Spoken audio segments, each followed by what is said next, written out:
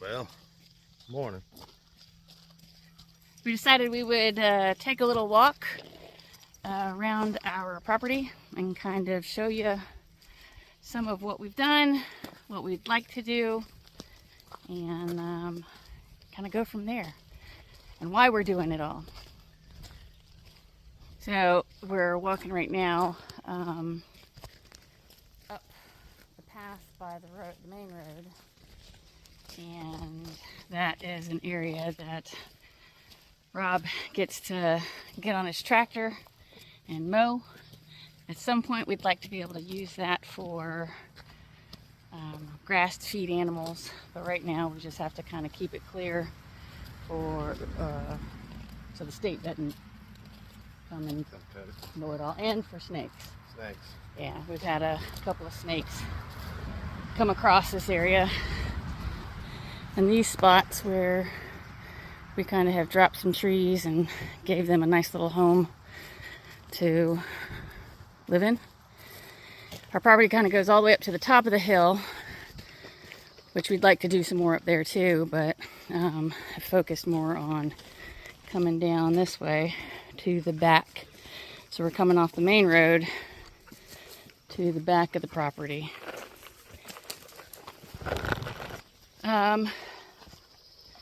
If you can tell, we're walking down hill and we're in the shade, but you can see it kind of goes down. Lots of hills here. So when it rains, it comes pouring down and running down this way, which we've been fortunate enough to keep this above, but it then leaks right down into here, which is the beginning of the ravine. If you see any videos of us crossing over, this is where it starts. Not so bad right here, but much bigger towards the other side of the property. It then opens up to, this is the field that we eventually want to put our cottage on. When we first moved here, we had 7 acres, which was the first lot. And then we were able to buy the other 2 lots next to us, and we hadn't gotten too far in developing, which was good because this is much nicer and set back away from the road so that we don't have the traffic and the noise, and we're kind of pulled back. And then where he's standing right now, we're walking, is where we want to put our little 800 square foot cottage. Nice thing about this spot, the property does go back out into the woods that way, but it opens up to the rest of the property and the lots where we have built or put animals and garden and all kinds of stuff. Well, it used to not look like this. It was way overgrown. Cut everything with a riding lawnmower at first. We finally upgraded, got a bush hog. Makes things a lot easier. I mean, it's a big investment, but it's definitely worth it. As much as we like to keep this high too for pollinators, or at least I like to keep it for pollinators, same thing, we have to make sure that we don't let it get overgrown because of snakes and critters. So that's Rob's favorite thing to do, is to get on his tractor and bush hog. I was supposed to talk about fence, but it's just fence. If I had to do it again, I would have just used the wood off the property and not bought the T-post. But at the beginning, it wasn't as big as it is now. It started small. Wasn't sure exactly where we wanted to put it. We finally came to the conclusion that it's really not a bad spot. Perfect shade for the chickens, animals, pigs when they're over there, for the most part. And I just got to move my little collection. So, He says they all have a purpose. they do. We're still trying to figure that out, or at least I am. So with all homesteading, you start off with one plan and then change and pivot and change and pivot. Because we've now made this the pig paddocks. We decided to get into pigs at the beginning of the year, and we had 2, and right now they're in the shade and we're hoping they're pregnant. And we wanted to do another paddock in the woods, but we want to give some space for her and her piggies too. And the idea here is that they don't stay in one spot, they rotate so that they don't keep the land torn up. You hear our roosters back there. There they are, there she is. Delilah! She looks like Delilah pig! She's a happy pig. So the pig box actually started out as our generator box. So we had 2 generators that we were running for the pop-up and for the camper that we were living in. Luckily I built it pretty strong, so it lasted a long time. And it was a goat house, and the goats just didn't work out for us. Probably should have got more than just 2 to start, but glad we only had 2. Fun. Wouldn't do it again though. No. We are definitely not goat people. Nah. Nothing wrong. If you like goats, then great. Yes, but yes. they Cool. they need a lot more attention, and they're a lot more mischievous, and find themselves getting into all kinds of stuff. And you really have to, baby-proof or goat-proof the house. You got to goat-proof the yard. I mean. So from the animal lot, we have a path that crosses over to the rest of the lot. That goes up what I call Fern Gully, and I'll show you why, but it's the back end of where the pigs are. And this is the edge where a lot of the stumps that Rob pulled up, we needed somewhere to put them, and so he's kind of building a wall on the edge. It's a little creepy to me some, but at least it's kind of tucked in a way, and not where, I mean, things can live in it obviously, but not right up on us. And so this pathway is the edge of our property to the north, I guess. The previous owner had this was already here, right? This road, yeah, but I mean it was overgrown. It had some tree branches and everything. Cut it out because it was the easiest way to get the camper moved when we moved over to the other side. We lived here 2 years. We've moved 4 times on the property. Probably more than that. Probably. This was the first, the back half of the first meadow that we lived on. And this was crazy. It was crazy, covered crazy. in briars and brambles, and I mean, it was taller than me. Somehow you managed to get the riding lawnmower through it all. Probably several paths. Oh yeah, several blades. And belts. Belts, tons of belts. Before we got the tractor. Tons of rock. So now he's able to kind of take the bush hog and come back out and keep this clear. Cut it in a breeze now. Uh-oh. Come here.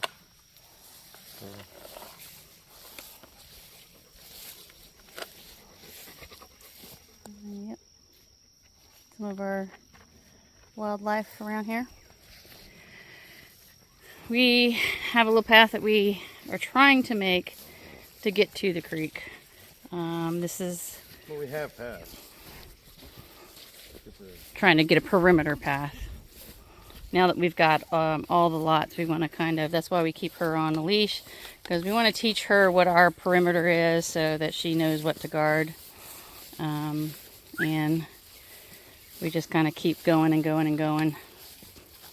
So this path goes into the woods and around, not quite to the creek. We got to cut across to get to the creek, but would you say there's a lot of deer activity? Tons of deer activity back this way. And you'll see why once we get over into this open section. Well, somewhat open. I gotta get back here and cut. But past this. Something through the goes and opens up to a whole nother field.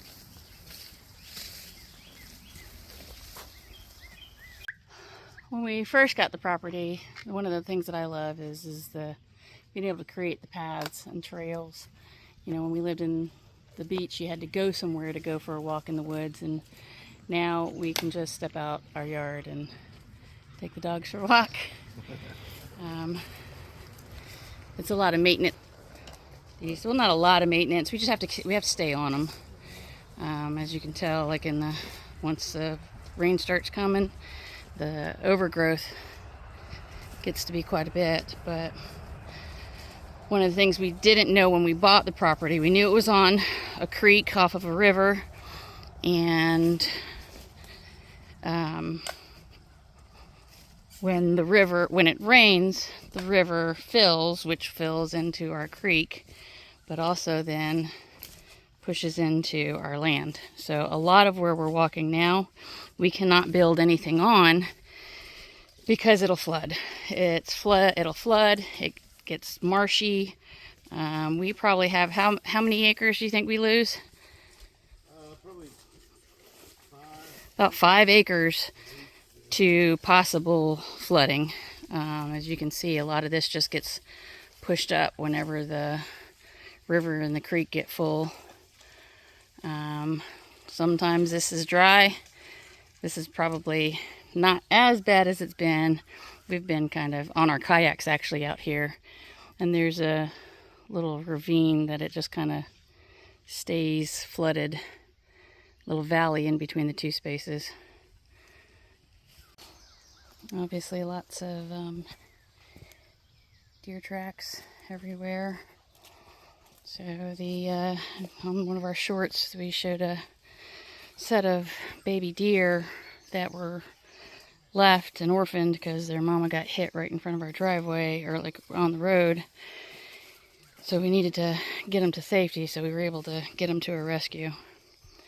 But this is why the deer love to come here. This is why we love to come here.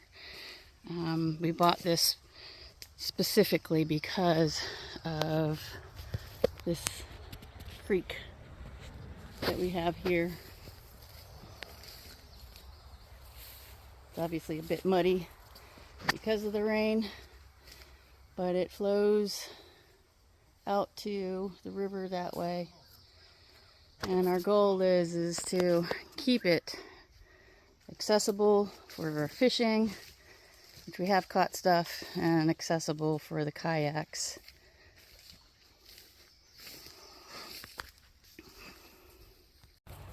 I used to spend a lot of money trying to buy elephant ears, and now I am surrounded by them. So this is another path that we're trying to get back to the house by, that oftentimes is clear, but when it rains, coming out of there, back by the creek, this is the lot where we're on the other side of the lot where we first had our camper, and make our way.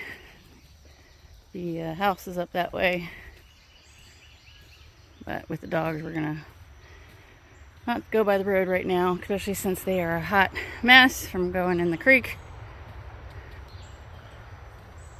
You can kind of see the ravine where it floods, and coming from the top where I showed you earlier, and the creek. Sometimes that space in between just gets completely filled and takes days. This was the original spot that we had our chickens when we only had the 7 acres, and it's quite overgrown right now, but this was my original garden and the first greenhouse.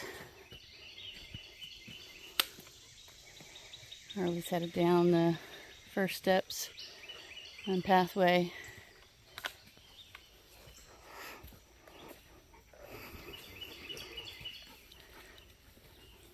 Became greenhouse / outdoor kitchen.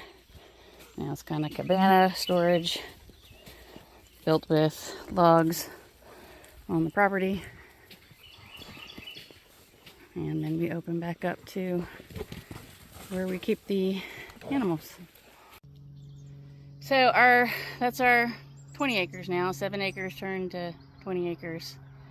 And it's a lot. Yeah. Both Rob and I work full-time, Monday through Friday, and then try to come home and take care of animals and the garden and the land and building projects, which he loves. But you ask why? Why do we do this? What would your answer be there? It's a lifestyle. It's different. It's a lot simpler, more enjoyable. Payout in the end when you get to look back at what you've done from where it was to where it is and where it's going to be. It's cool. It says easier. I think it's definitely not for everybody. No, definitely not. Not everybody wants to get up at first thing in the morning and go let out animals and feed them, and then we don't sleep in on the weekends. Well, sleeping in is maybe an hour. 7:30. Yeah, tops. If you're lucky, but you're really already awake. But sweating. I work indoors, so it's not as bad for me, but he works in a shop that's always hot, and so then to come out here, and we just took a walk and we're both sweating right now. Don't help that we finally got rain yesterday. And yes, and everything's a little muggy. Finally got rain yesterday, which is good. I'm happy. But it's the life that we want to live. It's the life that we want to, whether our kids want it, we want to have it available for them. The idea of self-sustaining, growing what you eat. We've gone from gardening to eggs to actual meat birds to pork, and want to keep it up and maybe expand it a little bit more, but want to be able to do that, and it's rewarding. Oh yeah, I enjoy it. I love it. I love to be able to see the results of our hard work and have it on the plate, truly farm to table. Yeah. And again, having our family come and visit is always nice. That is fun. The fun part is with the kids, especially when the kids get to come out here and be around all the chickens and seeing their smiles and seeing them get the enjoyment of not necessarily going to like a zoo or something.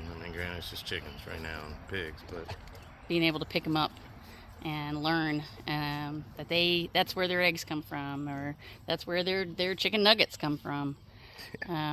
So we keep it up, and hope you guys keep watching as we stay steady by the creek.